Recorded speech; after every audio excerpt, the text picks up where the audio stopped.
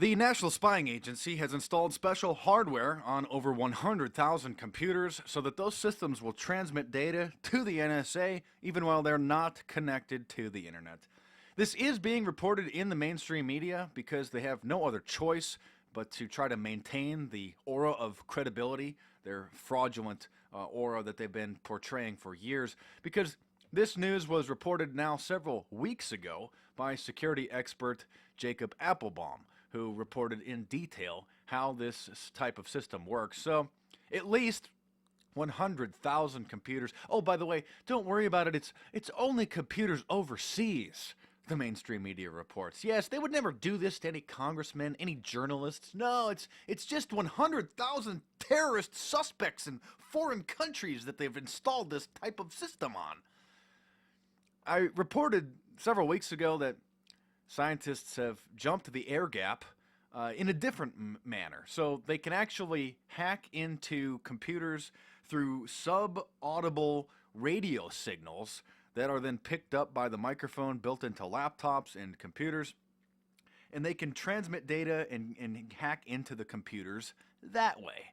It's called jumping the air gap. Might want to go and look into that because the computers all have speakers and microphones built into them. And so from many, was it 65 feet away, at least, confirmed, using an ultrasonic frequency that can't be heard by the ear, and most likely a backdoor system that's been built into all operating systems, into the Mac operating system, into Windows, with their friendly computer programmers working, for the NSA, working in these companies, so that this is able to happen. So anyway, back to the 100,000 confirmed computers that have hardware in them.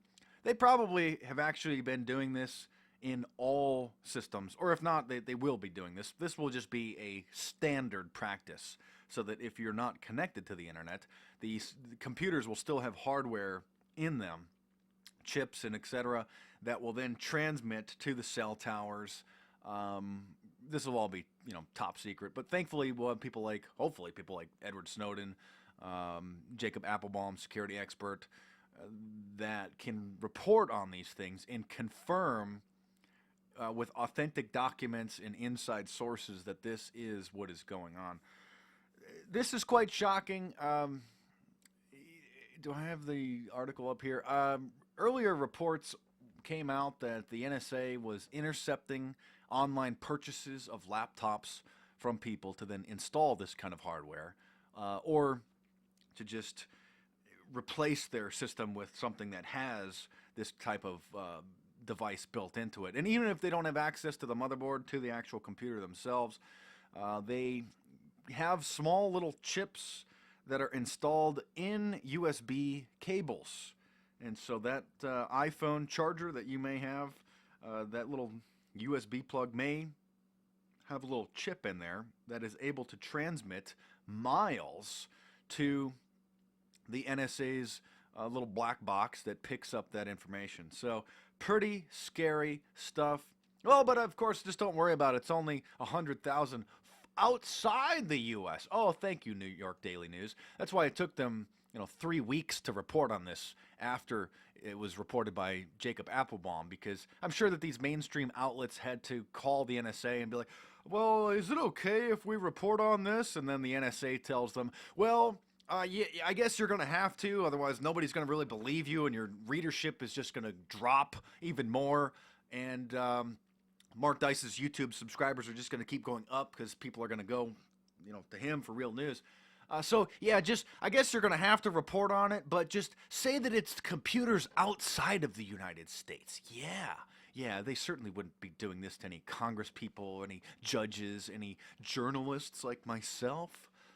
Just absolutely incredible, the level of hacking and just absolute criminal behavior. The program was codenamed Quantum. And the devices, of course, can be secretly installed on computers when they are manufactured. Oh, yeah. So, see, they're just working with the manufacturers. Of course, the heads of the NSA just sent reps to all major tech companies, hardware manufacturers, software manufacturers, and just threatened them under national security that if they ever mention anything like this is happening, that they'll just, throw them in prison or just, murder their family or poison their children or give them some sort of sickness. That's how these people work. These are satanic, Nazi, beyond Nazi. Kind of make the Nazis seem like, just ordinary criminals. But we're dealing with the most sophisticated intelligence, Illuminati, criminal mafia that this planet has ever seen. And so we are in a race. We're in a war. We're in a race. Time is counting down to expose this, to fight this, to hold these people accountable. Any journalists, any Congress people that have been blackmailed need to just come forward, who have been threatened. And see, that's how they do it. They try to scare people and fear. But see, it's not going to work if they actually come forward, because then they can't carry out the threats. Otherwise, it's going to be confirmed, and people are going to be looking at it, and it's going to be confirmed that the allegations of the threats and the alleged blackmail were true. So the NSA is kind of stuck between a rock and a hard place, and that's why they just used fear, try to scare everybody into not saying anything or not caring. And most people just have no idea. They just can't even figure this out. So anyway, a couple months ago, the U.S. Navy declared that if hackers were to jump the air gap, it would disrupt the world balance of power. Okay? So it has happened. And to 100,000 machines, they can just use the sub-audible signals to hack into virtually any computer. And, I mean, at some point in time, I told you that the NSA sent reps to the tech companies and threatened them under national security to include backdoors into all software, to now include special chips in the hardware. I have a source that works for a major tech company, and he told me that there was a division within the company that he was working for that he believes is NSA, CIA, and they're installing chips in cell phones that the other programmers and other engineers don't even know what they do. Okay? So that's why it's now, I'm losing track of time here, but back in 2006, it became confirmed that the NSA could activate cell phones even when they're powered down, remotely activate the microphone.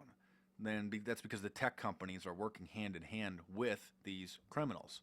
So people need to come forward. People need to stand up. This is getting just absolutely ridiculous here. It's being reported in Vanity Fair. Did the NSA insert a spy chip in your USB card? So yeah, they did, into 100,000 devices, at least confirmed. So anyway, that's the National Spying Agency news today. The revelations just keep on coming.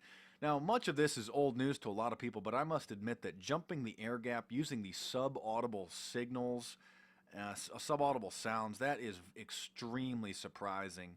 So we got to think outside of the box and just imagine what else they have. I mean, I'm pretty sure that they can just beam down from a satellite and pick up the radiation coming off of your monitor using what's called Van Eck freaking, which I wrote about in my book, Big Brother, The Orwellian Nightmare Come True, where they can pick up and see what's on a monitor based on the radiation signals that the monitor is sending out. So I wouldn't be surprised if they can just beam down some sort of a laser device into a residence, into a business, and then pick up using a sophisticated form of Van Eck freaking, and then see what's on a monitor at that point. But it looks like probably every computer manufactured in the last, who knows, several years, 5 years, probably has these kinds of special radio transmitters built into the hardware. So even if the system's not connected to the internet, they still have access to it. Just incredible. Anyway, thanks for watching. Subscribe to my YouTube channel if you're new.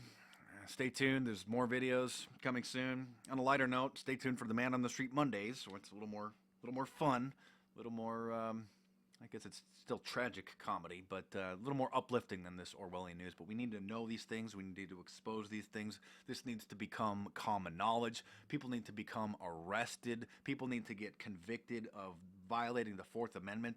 This is absolute beyond criminal behavior. This is the Orwellian nightmare. So anyway, thanks for watching. Stay tuned. More videos coming soon.